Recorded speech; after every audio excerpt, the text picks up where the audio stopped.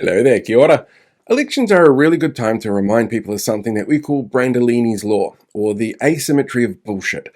Because in a world where social media is a prominent form of communication, it's really easy to spout bullshit without pushback, because the time and effort needed to push back on bullshit makes it a perfect campaign tool, especially for less scrupled or just plain dumb politicians to rely on.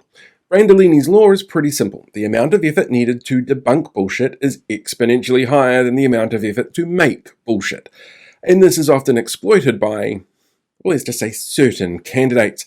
At the local body elections last year, it was candidates linked to disinformation groups or known for spreading conspiracies.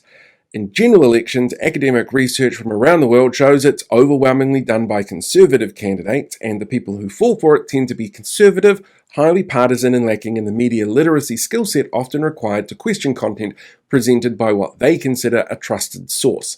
That's not to say that progressive candidates don't also do this, but the research shows there's a definite imbalance in where you're most likely to find candidates pushing disinformation in an effort to avoid pushback, while gaslighting voters into believing that they're good at their job when the real evidence shows that they're not. Let me show you an example, okay? This is a post from earlier this week from my local MP, Dan Boudoir.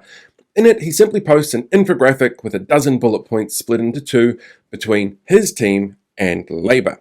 There's no context, though. His comparison on inflation, for example, uses the coalition's tried and tested technique of ignoring the inflationary impacts of COVID-era supply chain issues that had global impacts and was the primary source of inflation spikes and trade deficits here, as identified by Treasury, Stats NZ, and various international financial bodies.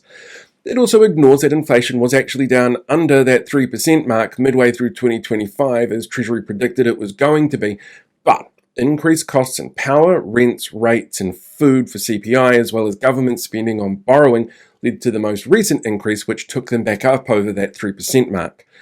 RAM rates were already decreasing under the previous Labour government after they made tools and funds available for shopkeepers to help mitigate the changes of RAM raids, and early data showed an 85% drop in them being reported before the 2023 election. Here there's no comparative date range, no legal definition of what constitutes a RAM raid, and hyperbolic claims of daily RAM raids as part of the vilification process again, without any evidence to back up that claim. But feels based on what the media put out there. That vague approach also impacts the statement that more kids are achieving. What age group? Because NCEA results didn't show that, and we're starting to see some horrible stuff coming through about kids not being prepared when they start school.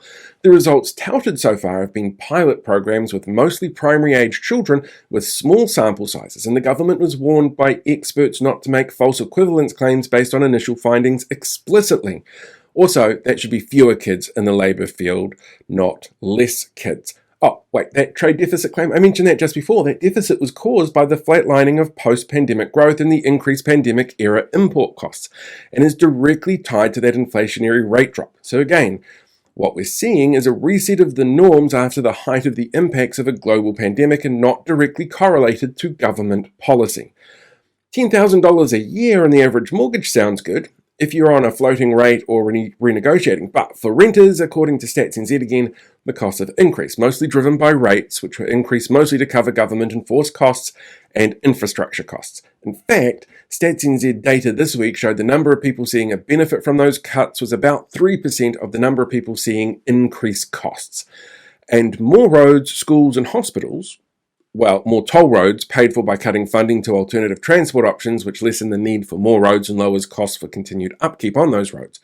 Cutbacks on funding for existing hospitals like Nelson and Dunedin, and upgrades that they inherited. They also re-announced school projects as though they were their own, while wasting money on road cone hotlines and whatever happened to that emergency pothole fixing fund. All while claiming a project that National cancelled as a failure for Labour. But it would have gone ahead if National had lost. So that's on them for cancelling, not Labour. And all of that was to look at a single post with a dozen bullet points.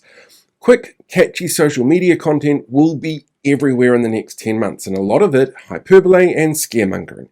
Like this: Hipkins won't rule out green tax grab. It might as well say National won't rule out New Zealand First's plan to set up checkpoints at every public bathroom so Winston and Shane can check everyone's genitals. And it's really easy to make mistakes when you're overconfident. Like having the MP with the most properties as a landlord who was caught deleting comments from a fake profile burner account on Facebook he had, talking to the regular folks on TikTok about why capital gains tax is bad for them. And his reason? The feels.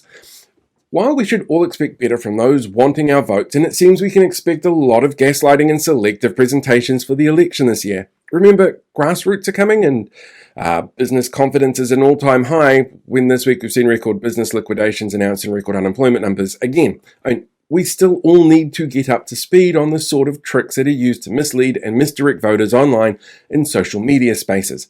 And we need to be really aware that just commenting and sharing, even to laugh and point at mistakes and errors or pointing out deliberate gaslighting, will result in the content being seen even further as it's pushed by algorithms that feed on engagement. And because it takes so much effort to correct the incorrect, we all need to work out if it's worth the effort to correct or a better use of our time to limit its reach. And I honestly don't know which is the better option at this stage. Either way, try and find resources and data from legitimate, trusted sources that can back up their data points. An MP can say green shoots all they want when the data shows the opposite of that, and voters shouldn't be relying on feelings when it comes down to facts, when it comes down to the way that they make their decisions in November for who it is that's going to lead the government going forward. Oh, hey there, podcast listeners. Thanks for checking out today's podcast, whether that's on video or audio. I really appreciate it. And I did finally get around to doing a podcast end tag, which I've been meaning to do for a while instead of just taking you onto the Facebook version. So while you're here, why not hit that subscribe button so that you can get updates coming in directly every time there's a new episode uploaded. Just seems like a really simple way to keep up to date with all of the crazy that's going on. So yeah, give that a shot and I'll talk to you soon.